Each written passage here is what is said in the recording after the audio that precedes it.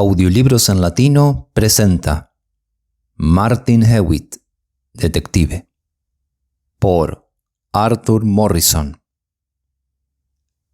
El caso de la tortuga. Muy a menudo, el señor Hewitt se veía tentado por la fascinación de algún caso particularmente extraño a descuidar sus otros asuntos para dedicarse a algún tema que desde el punto de vista comercial tenía poco o ningún valor para él.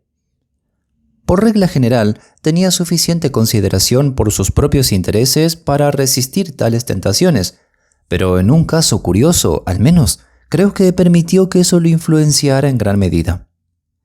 Sin duda, este fue un caso extremadamente extraño, uno de esos asuntos que, saliendo a la luz a intervalos, pero que con mayor frecuencia pasan desapercibidos para el público en general, convencen a uno de que después de todo hay muy poca extravagancia en las extrañas imaginaciones del señor Stevenson.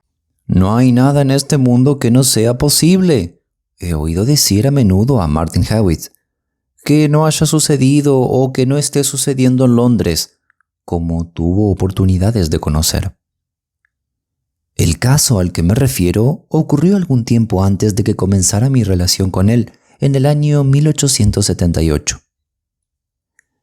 Había llamado un lunes por la mañana a una oficina con respecto a algo relacionado con uno de esos casos poco interesantes, aunque a menudo difíciles, que constituían quizás la mayor parte de su práctica, cuando se le informó de un asesinato muy misterioso que había tenido lugar en otra parte del mismo edificio el sábado anterior por la tarde. Debido a las circunstancias del caso, en los periódicos de la mañana solo había aparecido un relato muy vago y ni siquiera Hewitt había leído. El edificio formaba parte de una nueva fila en una calle parcialmente reconstruida cerca de la Galería Nacional. Toda la fila de casas había sido construida por un especulador con el fin de alquilar en pisos, suites de habitaciones y, en uno o dos casos, en las plantas bajas, oficinas. Las habitaciones se habían alquilado muy bien y, por regla general, a inquilinos deseables. El inquilino menos satisfactorio, admitió el propietario a regañadientes, era el señor Rameau, un caballero negro, soltero, que tenía 3 habitaciones en el último piso, excepto una del edificio en particular que visitaba Hewitt. Pagaba el alquiler con regularidad, pero su comportamiento había provocado quejas de otros inquilinos. Se emborrachaba escandalosamente y gritaba y aullaba en lenguas desconocidas. Se dormía en la escalera y las señoras tenían miedo de pasar. Gritaba escaleras abajo y a lo largo de los pasillos a los carniceros y mensajeros y gastaba a los recaderos bromas pesadas brutales que terminaron en citaciones judiciales de policía. Una vez tuvo una forma de deslizarse por los balaustres gritando «¡Jo, jo!» a medida que avanzaba, pero como era un hombre grande y pesado y los balaustres habían sido construidos para un tratamiento diferente, muy pronto y con mucha firmeza se le pidió que se detuviera. Tenía mucho dinero y lo gastaba libremente, pero en general se pensaba que había algo salvaje en él que le impedía vivir entre gente tranquila y civilizada. El hombre que informaba a Hewitt le dijo que el arrendador había soportado este tipo de cosas durante mucho tiempo y cuánto tiempo más lo haría sería cuestión de conjeturas. Pero el sábado por la tarde el arrendamiento había llegado a un punto muerto. Rameau había sido asesinado en su habitación y el cuerpo, de la manera más inexplicable, había sido sacado en secreto de las instalaciones. La sospecha más fuerte apuntaba a un hombre que se había empleado en palear y transportar carbones, limpiar ventanas y cortar leña para varios de los edificios, ya que se había marchado ese mismo sábado. El crimen, de hecho, había sido cometido con el hacha de este hombre, y el mismo hombre había sido escuchado una y otra vez amenazando a Rameau, quien en su forma brutal lo ridiculizaba. Este hombre era un francés, de nombre Victor Goujon, que había perdido su empleo como relojero a causa de una lesión en la mano derecha que destruyó su estabilidad y por eso había caído en días malos y trabajos ocasionales. Era un hombrecillo de poca fuerza, pero extraordinariamente nervioso, y las toscas burlas y payasadas de Grand Rameau lo llevaron casi a la locura. Rameau, a menudo, después de un ataque más escandaloso de lo normal, arrojaba con desdén a Goujon un chelín que el pequeño francés, aunque deseaba desesperadamente tener un chelín, le arrojaba a la cara, casi llorando de rabia impotente. «¡Cerdo! ¡Canalla!», le gritaba. «¡Sucio cerdo! ¡Llévate tu chelín! ¿Quién sabe de dónde lo has robado?». Había una tortuga viviendo en el sótano, de la que Goujon había hecho una especie de mascota, y que Rameau a veces usaba como un misil, arrojándolo a la cabeza del pequeño francés. En una de esas ocasiones, la tortuga golpeó la pared con tanta fuerza que rompió su caparazón, y luego Goujon, tomando una pala, se abalanzó sobre su torturador con una furia tan ciega que éste hizo un último disparo. Estos fueron solo algunos de los pasajes entre Rameau y el cargador de leña, pero ilustran el estado de sentimiento entre ellos. Goujon, tras recibir correspondencia de un pariente de Francia, quien le había ofrecido trabajo, renunció a seguir trabajando con Rameau, y este día justo cayó el día del crimen. Hacia las 3 de la tarde, una criada que se dirigía a las habitaciones de Rameau se encontró con Goujon cuando éste se marchaba. Goujon se despidió de ella y, señalando en dirección a las habitaciones de Rameau, dijo exultante: «Aquí no habrá ningún otro cerdo. Ya me he burlado de él, nunca más me rastreará». Y se fue. La chica fue a la puerta exterior de las habitaciones de Rameau, llamó y no obtuvo respuesta. Al concluir que el inquilino estaba fuera, estaba a punto de usar sus llaves cuando descubrió que la puerta estaba abierta. Atravesó el vestíbulo y entró en la sala de estar. Allí se desmayó por lo que vieron sus ojos. Rameau yacía sobre el sofá. Lo habían matado muy poco antes. La chica debe haber estado inconsciente durante unos 10 minutos. Cuando recobró el sentido, se arrastró aterrorizada desde la habitación hasta los apartamentos del ama de llaves, donde, siendo una criatura muy nerviosa, solamente gritó «¡Asesinato!» e inmediatamente cayó en un ataque de histeria que duró un 3/4 de hora. Cuando por fin recobró el conocimiento, contó su historia y, habiendo llamado al portero, se acercaron de nuevo a las habitaciones de Rameau. La sangre aún estaba en el suelo y el hacha, con el que evidentemente se había cometido el crimen, descansaba contra el guardabarros. Pero el cuerpo había desaparecido. Inmediatamente se hizo una búsqueda, pero no se pudo ver ningún rastro de él en ninguna parte. Parecía imposible que pudiera haber sido sacado del edificio, porque el portero debió notar de inmediato que alguien salía con una carga tan voluminosa. Aún así, en el edificio no se encontraba. Cuando Hewitt fue informado de estas cosas el lunes, la policía lógicamente estaba en posesión de las habitaciones de Rameau. El inspector Nettings, le dijeron a Hewitt, estaba a cargo del caso, y como el inspector era un conocido suyo y estaba en las habitaciones de arriba, Hewitt subió a verlo. Nettings se alegró de ver a Hewitt y lo invitó a recorrer y examinar las habitaciones. «Tal vez pueda detectar algo que hemos pasado por alto», dijo. «Aunque realmente creo que en este caso puede haber muchas dudas. Mire aquí, tan pronto como llegamos el sábado, encontramos este papel y un alfiler en el piso. Se lo mostramos a la criada y entonces ella recordó, estaba demasiado alterada para pensar en ello antes, que cuando estaba en la habitación el papel estaba sobre el pecho del muerto, clavado allí evidentemente. Debe haberse caído cuando sacaron el cuerpo de aquí. Es un caso de venganza medio loca por parte de Goujon, claramente. Mírelo, lee francés, ¿no?».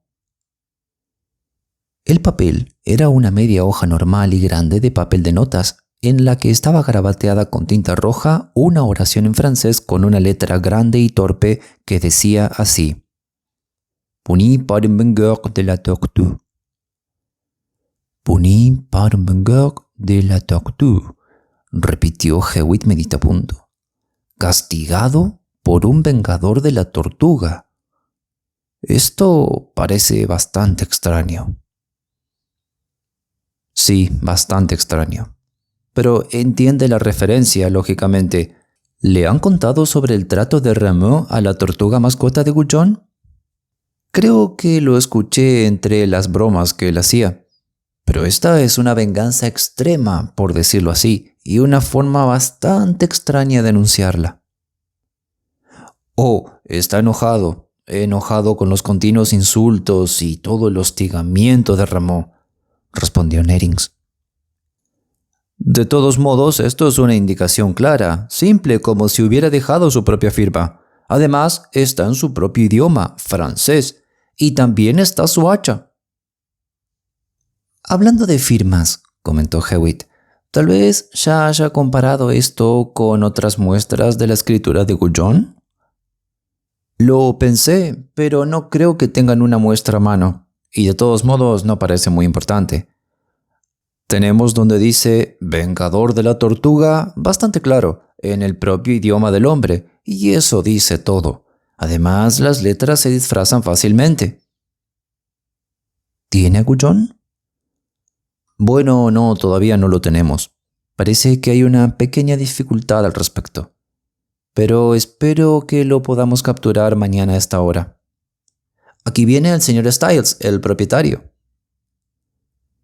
El señor Styles era un hombrecillo delgado, quejumbroso y de aspecto marchito, que arqueaba las cejas mientras hablaba y hablaba con frases cortas y entrecortadas. Sin noticias, inspector? No supo nada más, ¿no? Terrible cosa para mi propiedad, terrible. ¿Quién es su amigo? Nevins presentó a Hewitt. Esto es impactante, señor Hewitt, terrible. Tiene que ver con estos extranjeros sedientos de sangre, Mire que estos edificios son nuevos y hermosos, y todo está arruinado. Nadie va a querer vivir aquí ahora. Inquilinos ruidosos, asesinados por mis propios sirvientes. Terrible. ¿Se ha formado alguna opinión? Me atrevo a decir que podría hacerlo si me metiera en el caso de lleno. Sí, entonces usted tiene la misma opinión que el inspector, ¿no? Me refiero a una opinión propia. ¿Cuál es? El anciano escudriñó el rostro de Hewitt con atención. Si quiere que investigue el asunto, comenzó Hewitt. Oh, mírelo. Bueno, no puedo encargarle, ya sabe, el asunto a la policía. El daño ya está hecho. A la policía le está yendo bien, creo. Tiene que ser Goujon. Pero mire el lugar, por favor, si usted quiere. Y vea si algo que le pueda servir a mi interés y me lo dice. Y tal vez podamos cerrar algún trato, Buenas tardes. El propietario desapareció y el inspector se rió.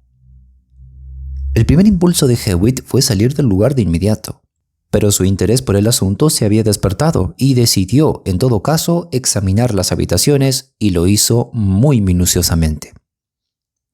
A un lado del vestíbulo había un cuarto de baño y en él había un lavabo abatible, que Hewitt inspeccionó con especial atención.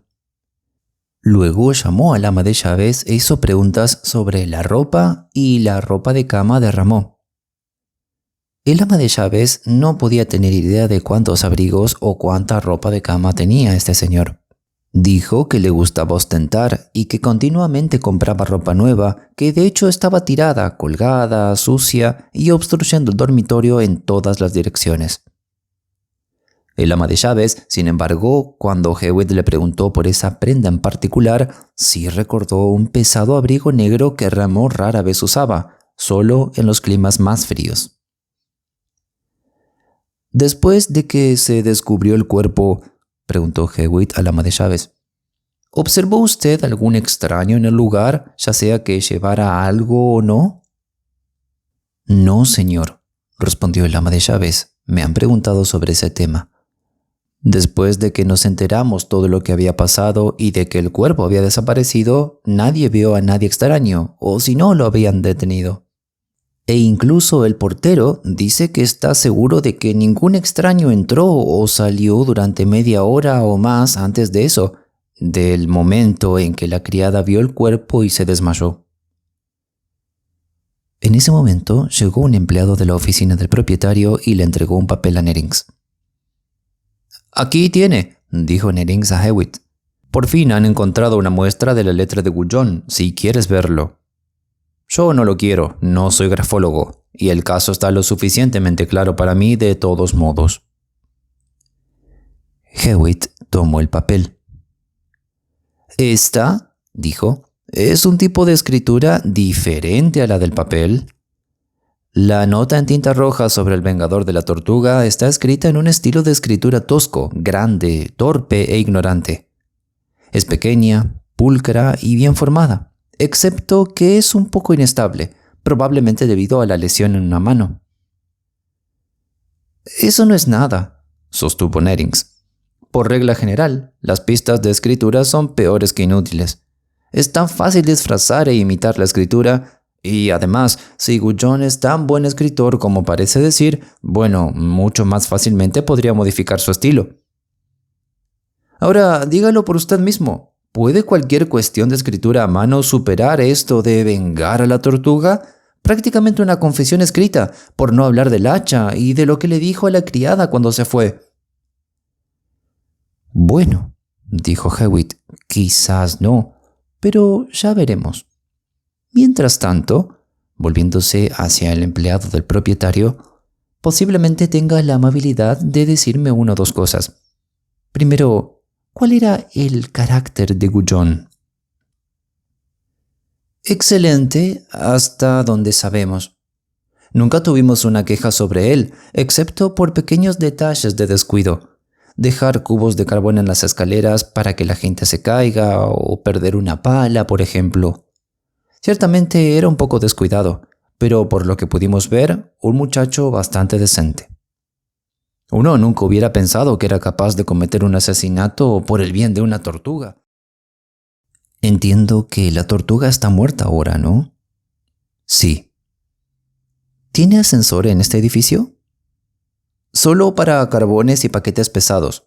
Gudjon solía usarlo, a veces subiendo y bajando él mismo con carbones, y así sucesivamente iba y venía desde el sótano. ¿Y se guarda el combustible debajo de este edificio? No, el lugar donde se guarda está debajo de las siguientes dos casas, porque los sótanos se comunican. ¿Conoce algún otro nombre de Rameau? César Rameau firmó nuestro acuerdo. ¿Mencionó alguna vez a sus parientes? No, es decir, él sí dijo algo un día cuando estaba muy borracho, pero claro, todo era inentendible. Alguien le dijo que no armara tanto alboroto, era un inquilino bestial, y él dijo que era el mejor hombre del lugar y que su hermano era primer ministro y todo tipo de cosas, simple cosas de borrachos. Nunca escuché que él dijera nada sensato sobre sus relaciones. No sabemos nada de sus conexiones. Vino aquí por recomendación de un banquero. Gracias. Creo que eso es todo lo que quiero preguntar. Observe, Nettings, continuó Hewitt volviéndose hacia el inspector. La única tinta en este lugar es perfumada y violeta, y el único papel también está teñido y perfumado con un monograma, característica de un hombre con dinero. El papel que fue clavado en el pecho de Rameau está en tinta roja sobre papel común y algo sucio. Por lo tanto, fue escrito en otro lugar y traído aquí. Inferencia, premeditación. Sí, pero está un poco más cerca con todas estas especulaciones. ¿Puede acercarse más de lo que estoy ahora sin ellas? Bueno, tal vez no, respondió Hewitt. No pretendo en este momento conocer al criminal. Usted tal vez sí. Le concederé ese punto por el momento. Pero no está ofreciendo una opinión sobre quién se llevó el cuerpo de Rameau, lo cual creo que yo sí sé. ¿Quién fue entonces? Vaya, intente adivinarlo por usted mismo. No fue Gudjon. No me importa que lo sepa, pero fue una persona que conoce bien el caso. Ha estado mencionando el nombre de la persona más de una vez. Nettings miraba fijamente. No le entiendo en lo más mínimo, dijo. Pero, ¿quiere usted decir que esa persona misteriosa de la que habla movió el cuerpo y también cometió el asesinato? No lo sé. Nadie podría haber sido más inocente de eso. Bueno, concluyó Nettings con resignación, Me temo que uno de nosotros es bastante tonto. ¿Qué va a hacer? Entreviste a la persona que se llevó el cuerpo, respondió Hewitt con una sonrisa. Pero, hombre, ¿por qué? ¿Por qué preocuparse por la persona si no es el criminal? No importa, no importa. Probablemente la persona sería un testigo muy valioso. ¿Quiere decir que cree que esa persona, quien quiera que sea, vio el crimen? Creo que es muy probable. Bueno, no le preguntaré nada más entonces. Me pondré en contacto con Gujon. Eso es bastante simple y directo para mí. Prefiero tratar con el corazón del caso, el asesinato en sí. Cuando hay pruebas tan claras como las que tengo... También investigaré un poco de eso, tal vez, dijo Hewitt. Y si quiere, le diré lo primero que haré. ¿Y qué va a hacer? Echaré un buen vistazo a un mapa de las Indias Occidentales y le aconsejo que haga lo mismo. Buenos días. Nettings miró por el pasillo detrás de Hewitt y continuó mirando durante casi 2 minutos después de que desapareció. Luego le dijo al empleado que se había quedado. ¿De qué estaba hablando? No lo sé, respondió el empleado. No puedo entender nada de este asunto. Pues la verdad es que yo tampoco puedo entender ni pies ni cabeza de esto, dijo Nettings. Creo que Hewitt se está burlando de nosotros. Nettings cumplió con su palabra y 2 horas después de su conversación con Hewitt, Gujon fue capturado y llevado a salvo en un coche con destino a Bow Street. Lo habían detenido en New Haven por la mañana de camino a Deepy y lo habían llevado de vuelta a Londres. Pero a última hora de la tarde llamó a Hewitt para explicarle el asunto. «Tenemos a Gujon», dijo con tristeza, «pero hay una dificultad. Tiene 2 amigos que pueden jurar una coartada. Rameau fue visto con vida a las 1:30 del sábado y la chica lo encontró muerto alrededor de las 3. Ahora, los 2 amigos de Gujon, al parecer, estuvieron con él desde la 1 hasta las 4 de la tarde, con la excepción de 5 minutos cuando la chica lo vio. Y luego los dejó para llevarle una llave o algo al ama de llaves antes de que saliera. Estaban esperando en el rellano de abajo cuando Gujon habló con la criada. Lo escucharon hablar y lo habían visto subir hasta la habitación del ama de llaves y volver, mientras miraban hacia el amplio hueco de la escalera. Son hombres empleados cerca del lugar y parecen tener buen carácter, pero quizás encontremos algo desfavorable en ellos. Estaban bebiendo con Gujon, al parecer a modo de despedirlo. «Bueno», dijo Hewitt, «no creo que tenga problemas con estos hombres. Probablemente están diciendo la verdad. Pero ahora, sea claro, ha venido aquí para obtener una pista sobre si mi teoría en el caso le ayuda, ¿no es así?» Pues si puede darme alguna pista amistosa, aunque tal vez yo siga teniendo razón después de todo, aún así me gustaría que me explicara un poco de lo que quiso decir con mirar un mapa y todo ese misterio. Es muy bueno para mí estar tomando una capacitación extra en mi propia profesión después de tantos años. Tal vez me lo merezco. Mire ahora, dijo Hewitt. ¿Recuerda qué mapa le dije que mirara? ¿Las Indias Occidentales? Exacto. Bueno, aquí la tiene. Hewitt sacó un atlas de su estantería. Ahora, mire aquí. La isla más grande del lote en este mapa, la isla más grande en la sección de este mapa, exceptuando a Cuba, es Haití. Usted sabe tan bien como yo que la parte occidental de esta isla está poblada por la República Negra de Haití y que el país se encuentra en un estado degenerado de salvajismo casi sin igual, con una ridícula muestra de civilización. Hay revoluciones todo el tiempo. Las repúblicas sudamericanas son pacíficas y prósperas comparadas con Haití. El estado del país es simplemente espantoso. Lea el libro de Sir Spencer John al respecto. Presidente tras presidente del tipo más vil se abre camino hacia el poder y comete los excesos más horribles y sanguinarios, asesinando a cientos de sus oponentes y apoderándose de sus propiedades para él y sus principales, que suelen ser tan malos, si no peores, que el presidente mismo. Familias enteras, hombres, mujeres, niños, son asesinados a instancias de estos rufianes y como consecuencia surgen las más mortíferas enemistades, y los presidentes y sus seguidores siempre están en peligro de represalias de los demás. Quizás el peor de estos presidentes en los últimos tiempos ha sido el notorio Domingue, quien fue derrocado por una insurrección, como todos lo son tarde o temprano, y obligado a huir del país. Domingue y sus sobrinos, uno de los cuales era ministro principal, cometieron el derramamiento de sangre más cruel mientras estaban en el poder, y muchos miembros del partido opuesto buscaron refugio en una pequeña isla situada justo al norte de Haití, pero fueron buscados allí y casi exterminados. Ahora le mostraré esa isla en el mapa. ¿Cuál es su nombre? Tortuga. ¡Exacto! Tortuga. Sin embargo, es solo el antiguo nombre español. Los haitianos hablan francés criollo. Aquí hay un atlas francés. Ahora vea el nombre de esa isla. La Tortuga. La Tortue es la tortuga.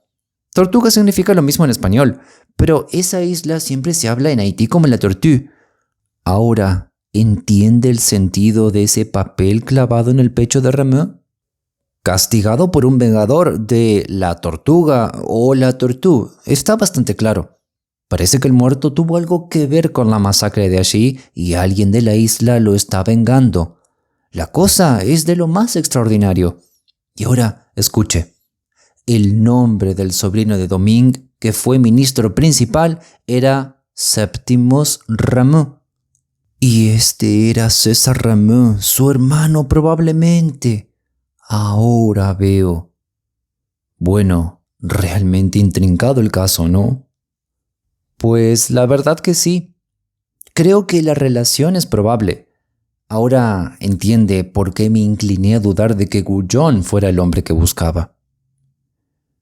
Por supuesto, por supuesto. Y ahora creo que debo tratar de encontrar a un haitiano, el tipo que escribió ese artículo. Ojalá no hubiera sido tan ignorante. Si tan solo hubiera puesto las mayúsculas en las palabras La Tortue, podría haber pensado un poco más en ellos, en lugar de dar por sentado de que se referían a esa miserable tortuga en el sótano de la casa. Bueno, he hecho un tonto desde un comienzo, pero iré tras ese hombre ahora. Y yo, como le dije antes, dijo Hewitt, iré tras la persona que se llevó el cuerpo de Rameau. He tenido algo más que hacer esta tarde, o debería haber comenzado ya. Dijo que pensaba que él vio el crimen. ¿Cómo sabe eso? Hewitt sonrió. Creo que me guardaré ese pequeño secreto por el momento, dijo. Pronto lo sabrá. Muy bien, respondió Nerings con resignación. Supongo que no debo quejarme si no me lo cuenta todo. Me siento demasiado tonto por este caso como para ver más allá de lo que me enseña. Y el inspector Nerings partió en su búsqueda, mientras que Martin Hewitt, en cuanto estuvo solo, se rió alegremente y se dio palmadas en el muslo.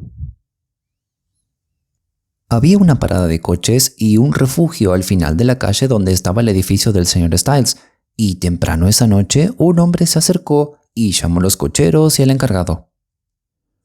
Cualquiera habría pensado que el recién llegado era un cochero que estaba de vacaciones. El ala del sombrero, el pañuelo en forma de ojo de pájaro, los inmensos botones de la levita y sobre todo el andar rodante y los pantalones arrugados lo marcaban claramente. ¡Vigilante!, exclamó afablemente con el asentimiento de autocontrol que solo es posible en los cocheros. «Estoy buscando a un estafador. Me dijeron que uno de los tipos de esta parada se lo había llevado el sábado y quiero saber a dónde fue. Todavía no tengo la oportunidad de conseguir su dirección. Me dijeron de que tomó un coche justo cuando oscurecía. Un tipo alto, muy abrigado, con un largo abrigo negro. ¿Alguno de ustedes lo vio?» Los cocheros se miraron y negaron con la cabeza. Dio la casualidad que ninguno de ellos había estado trabajando a esa hora. Pero el encargado dijo: «Apuesto que es el tipo que se llevó el viejo de Bill Stammers. Se lo llevó, sí, lo recuerdo. Un tipo grande con un abrigo largo y negro, el cuello levantado y un abrigo grueso, suave, tapándose los ojos, y creo que también estaba apurado. Había saltado como una comadreja y subió». «¿No le vio la cara, verdad?» «No, ni un centímetro. Demasiado tapado, diría. No sabría decir si tenía cara». «¿Tenía en el brazo un cabestrillo?» «Sí, eso parecía. Lo tenía metido a través del pecho de su abrigo, como si hubiera un cabestrillo dentro». «Ese es él. ¿Alguno de ustedes me dice dónde podría encontrarme con el viejo Bill Stammers? Él me dirá dónde fue mi estafador». Y así, en 5 minutos, Martin Hewitt, que se había convertido en un cochero desocupado para la ocasión, se dirigía a buscar al viejo Bill Stammers. Ese anciano respetable le dio detalles completos sobre el lugar en el East End donde había conducido su coche el sábado, y Hewitt comenzó entonces una búsqueda de 18 a 20 horas más allá de Whitechapel. Alrededor de las 3 de la tarde del martes, cuando Nettings estaba saliendo de la estación de policía de Bow Street, Hewitt llegó en un vehículo de 4 ruedas. Algún prisionero parecía estar agachado en el vehículo, pero dejándolo solo, Hewitt se apresuró a entrar en la estación y estrechó la mano a Nettings. «Bueno», dijo, «¿ya tiene al asesino de Rameau?» «No», gruñó Nettings. «A menos que, Gutton todavía está en la prisión preventiva, y después de todo he estado pensando que puede saber algo». «No, tonterías», respondió Hewitt. «Será mejor que lo deje ir. Ahora tengo a alguien aquí». Hewitt se rió y le dio una palmada en el hombro al inspector. «Tengo al hombre que se llevó el cuerpo de Rameau». «¿En serio que lo ha capturado? ¿A dónde? Tráigalo. Debemos traerlo». «Está bien, no se apresure, no se irá». Y Hewitt salió del coche y sacó a su prisionero, quien, calándose más el sombrero sobre los ojos, se apresuró a meterse furtivamente a la estación. Una mano estaba metida en el pecho de su abrigo largo, y debajo del ala ancha de su sombrero se podía ver un pequeño trozo de vendaje blanco, y cuando levantó la cara se vio que era la cara de un hombre negro. «Inspector Nettings», dijo Hewitt ceremoniosamente, «permítame presentarle al señor César Rameau». Nettings jadeó. «¿Qué?», finalmente dijo. «¿Qué? ¿Tú eres Rameau?» El hombre miró hacia alrededor con nerviosismo y se alejó aún más de la puerta. «Sí», dijo, «pero por favor, no tan fuerte, por favor, no tan fuerte. Pueden estar cerca y yo tengo miedo». «Juraría», preguntó Hewitt con regocijo malicioso, «no solamente que no fue asesinado el sábado pasado por Víctor Gutton, sino que de hecho no fue asesinado en absoluto. Además, que le llevó su propio cuerpo de la manera habitual sobre sus propias piernas».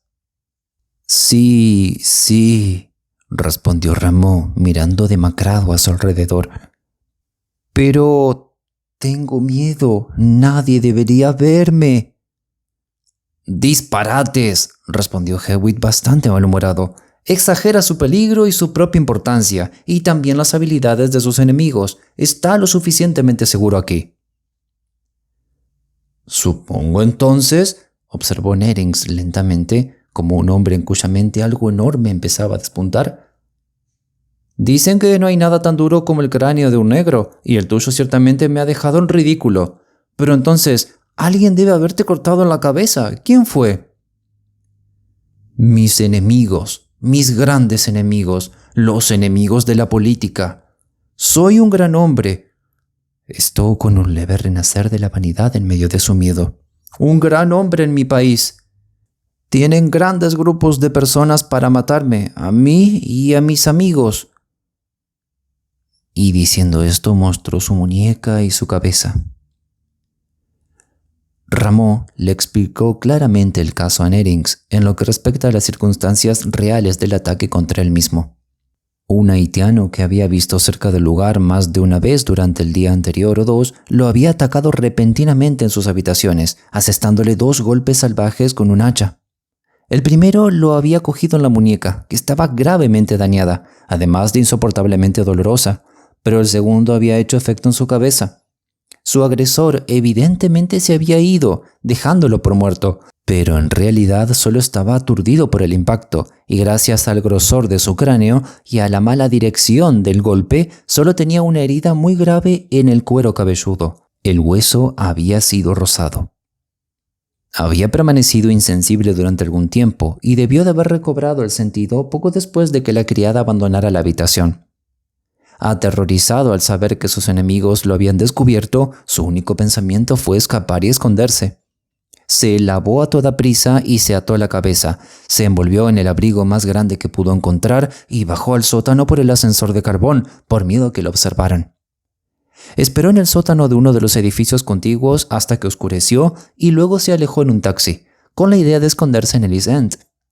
Llevaba muy poco dinero con él en su vida, y fue por esta circunstancia que Hewitt, cuando lo encontró, lo convenció de que abandonara su escondite, ya que le sería imposible acceder a ninguna de las grandes sumas de dinero que tenía ahorradas en el banco, mientras él estuviese muerto. Con muchas dificultades y la promesa de una amplia protección policial, finalmente se convenció de que sería seguro declararse y obtener su propiedad, y luego huir y esconderse donde quisiera. Nerings y Hewitt pasearon juntos durante unos minutos y charlaron, dejando al desdichado Rameau acurrucado en un rincón entre varios policías. «Bueno, señor Hewitt», dijo Nerings, «este caso sin duda ha sido una paliza impactante para mí.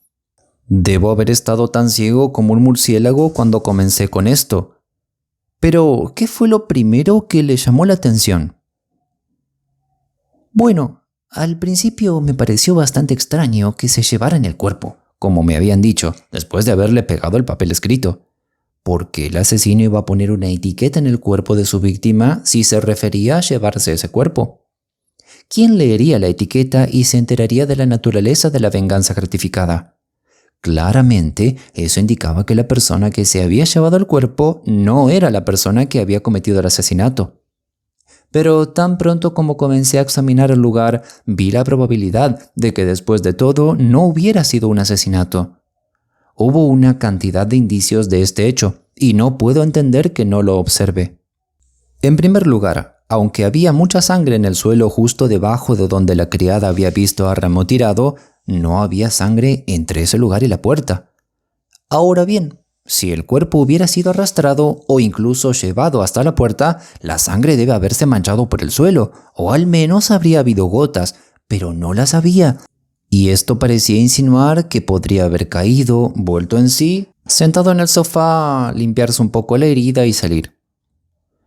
Reflexioné de inmediato que Rameau era un negro de pura sangre, y que la cabeza de un hombre negro es casi invulnerable a todo menos a las balas. Entonces, si el cuerpo hubiera sido arrastrado, como debe haber sido un cuerpo tan pesado, casi por necesidad, la alfombra y las alfombras siguientes mostrarían signos del hecho, pero no hubo tales signos. Pero más allá de esto, estaba el hecho de que no se dejó ningún abrigo negro largo con las otras ropas, aunque el ama de llaves recordaba claramente la posesión de Rameau de tal prenda. Juzgué que usaría algo así para ayudar a su disfraz, por eso le pregunté. ¿Por qué querría disfrazarse? Estaba claro, como verá enseguida. No quedaban toallas en el cuarto de baño, inferencia utilizado para vendajes. Todo parecía indicar que el único responsable de la destitución de Rameau era el propio Rameau. ¿Por qué entonces se había ido en secreto y apresuradamente y sin quejarse? ¿Y por qué se había mantenido alejado? ¿Qué razón tendría para hacer esto si hubiera sido Goujon quien lo había atacado? Ninguna. Goujon se iba a Francia. Claramente, Rameau temía otro ataque de algún enemigo implacable al que estaba ansioso por evitar. Uno contra el cual temía que la denuncia legal o la defensa serían inútiles. Esto me llevó de inmediato al papel encontrado en el suelo. Si este fuera el trabajo de Gujon y una referencia abierta a su tortuga, ¿por qué debería esforzarse tanto en disimular su letra? Ya se habría señalado a sí mismo con la mera mención de la tortuga. Y si no pudo evitar un temblor en su letra pequeña y natural, ¿cómo podría haberlo evitado en una letra asumida, grande, torpe, dibujada lentamente? No, el papel no era de Gujon. En cuanto a la escritura en el papel, intervino Nerings, le he dicho que cometí ese error. Tomé la explicación más rápida de las palabras, ya que parecían tan simples, y no dejaría que nada más pesara eso. En cuanto a las otras cosas, las pruebas de que Ramón se había ido solo, bueno, no suelo pasar por alto cosas tan obvias, pero nunca pensé en la posibilidad de que la víctima se fuera en silencio y no volviera. Bueno, respondió Hewitt, me imagino que debe haber estado bastante fuera de forma justo en ese día, como todo el mundo tiene días malos. Pero, volviendo al caso, las pruebas del hacha eran muy poco fiables, especialmente cuando me enteré de los hábitos descuidados de Gujon, perder palas y dejar cubos de carbón en las escaleras. Nada más probable que dejar el hacha tirada, y un criminal que había calculado sus posibilidades sabría la ventaja de usar un arma que pertenecía al lugar y dejarla atrás para desviar las sospechas. Es muy posible, por cierto, que el hombre que atacó a Ramón se escapó por el ascensor de carbón y salió por un sótano contiguo, al igual que el propio Ramón. Esto, sin embargo, es mera conjetura. El aspirante asesino claramente se había preparado para el crimen. Fíjese en la preparación previa del periódico declarando su venganza. Una indicación de su orgullo por haber hecho caer a su enemigo a tierra en un lugar tan distante como este, aunque supongo que solo estaba en Inglaterra por casualidad, ya que los haitianos no son una raza persistentemente enérgica. Con respecto al uso de minúsculas en lugar de mayúsculas en las palabras la tortue en el papel, observé al principio que la primera letra de la oración completa, la P en puni, era una minúscula. Claramente el escritor era un hombre analfabeto, y de inmediato quedó claro que pudo haber cometido el mismo error con las palabras siguientes. En general, estaba claro que todos habían comenzado con una disposición demasiado pronta a asumir que Gujon era el culpable. Todos insistieron también en que se había llevado el cuerpo, lo cual era cierto, por supuesto, aunque no en el sentido pretendido. Así que no me molesté en contradecir, ni en decir que yo había adivinado quién se había llevado el cuerpo. Y a decir verdad, me molestó un poco el comportamiento del señor Styles, y no estaba dispuesto, interesado en el caso tal cual estaba, a revelar mis teorías con demasiada ligereza. El resto del trabajo no fue muy difícil. Descubrí al cochero que se había llevado a Ramón. Siempre puede obtener ayuda de los cocheros si va como uno mismo, especialmente si va detrás de un estafador. Y de él obtuve una dirección suficientemente cercana a Land's End para encontrar a Ramón después de las averiguaciones. Me aventuré, por cierto, en un tiro bastante largo. Le describí a mi hombre al cochero que tenía un brazo o una muñeca lesionados, y resultó ser una suposición correcta. Verá, un hombre que ataca con un hacha seguramente dará más de un solo golpe, y como parecía haber una sola herida en la cabeza, parecía probable que otro hubiera caído en otro lugar, casi con certeza en el brazo, como si se levantara para defender la cabeza. En Limehouse descubrí que le habían atendido la cabeza y la muñeca en un médico local, y un hombre negro, corpulento y asustado, con un largo abrigo negro, la cabeza rota y una mano coja, pues no es tan difícil de encontrar en una pequeña área. Como lo convencí aquí, ya lo sabe. Creo que también lo asusté un poco al explicarle cuán fácilmente lo había rastreado y al darle una pista de que otros podrían hacer lo mismo. Él está bastante atemorizado. Parece haber perdido bastante fe en Inglaterra como un asilo seguro. La policía no pudo atrapar al agresor de Ramón, principalmente porque no se pudo lograr que Ramón diera una descripción adecuada de este hombre, ni que hiciera nada más que salir del país a toda prisa. En verdad, estaba contento de haber dejado el asunto sin nada peor que su cabeza rota. El pequeño Gujon armó un alboroto por su arresto y antes de ir a Francia logró sacar 20 libras de Ramón a modo de compensación, a pesar de la ausencia de todo derecho estrictamente legal contra su antiguo torturador. De modo que, en general, Guyon fue casi la única persona que obtuvo algún beneficio particular del misterio de la tortuga.